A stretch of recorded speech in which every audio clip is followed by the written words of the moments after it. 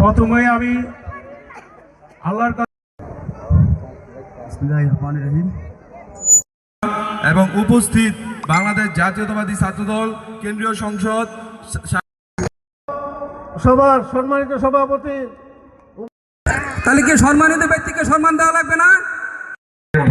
মিলন ভাই আগামী 12 তারিখে ত্রয়োদশ জাতীয় সংসদ নির্বাচনে মনে করি যদি তার 10% বিএনপি ফুলফিল করতে পারে তাহলে বাংলাদেশে অনেক উন্নয়ন দৃশ্যমান হবে। উন্নয়ন মানে শুধু অবকাঠামোগত উন্নয়ন না, মেট্রো রেল বা বড় বড় বিশাল স্থাপনা এইগুলাই না। যদি আপনার নিজেদের উন্নয়ন না হয়, আপনারা যদি খেয়ে পড়ে বাঁচতে না পারি তাহলে সেই উন্নয়নের আসলে দাম নাই। এখন আমাদের অনেক বড় বড় বিল্ডিং আছে, বাট আমার পেটে ভাত নাই, তবে এই উন্নয়নের আসলে কোনো দাম নাই।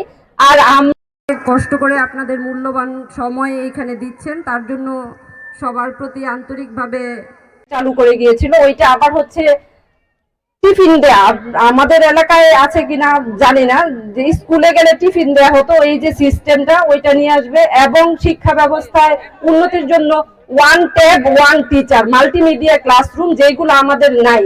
একটা সমাজ কিন্তু শিক্ষার উন্নতি ছাড়া কখনোই উন্নয়ন করতে পারবে না।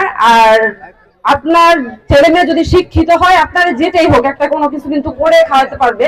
আর এখন যে বেকার সমস্যা সমাধানেও বিএনপির বিশাল পরিকল্পনা আছে। যেহেতু এটা মানে উঠান বৈঠক, এত কিছু ডিটেলসে তো বলা সম্ভব না, অনেক এটা বলতে গেলে অনেক। বিএনপির যে প্রজেক্ট 25,000 কিলোমিটার যে খাল খনন, সেটাতে দুই পাশে গাছ লাগাবে, প্রায় 5 কোটি গাছ লাগানোর চিন্তা আছে বিএনপির। তো গাছ যে লাগাবে, শুধু লাগালেই কি হবে, ওইটা দেখাশোনা পরিচর্যা যে করবে, তার জন্য হচ্ছে ওই পাড়ে যাদের বাড়ি আছে সেইখান থেকেই মহিলাদেরই নিয়োগ দেয়া হবে, যারা হচ্ছে এলাকা ভিত্তিক ভাগ করে দিবে যে আপনি এই সীমানা থেকে এতটুকু পর্যন্ত দেখাশোনা করবেন, এই গাছের মধ্যে যা ফল হবে, ঔষধি গাছ থাকলে ওই গাছের যে সুবিধা সেটা আপনারা দেখাশোনা করবেন, আপনাদেরকেই দিবে।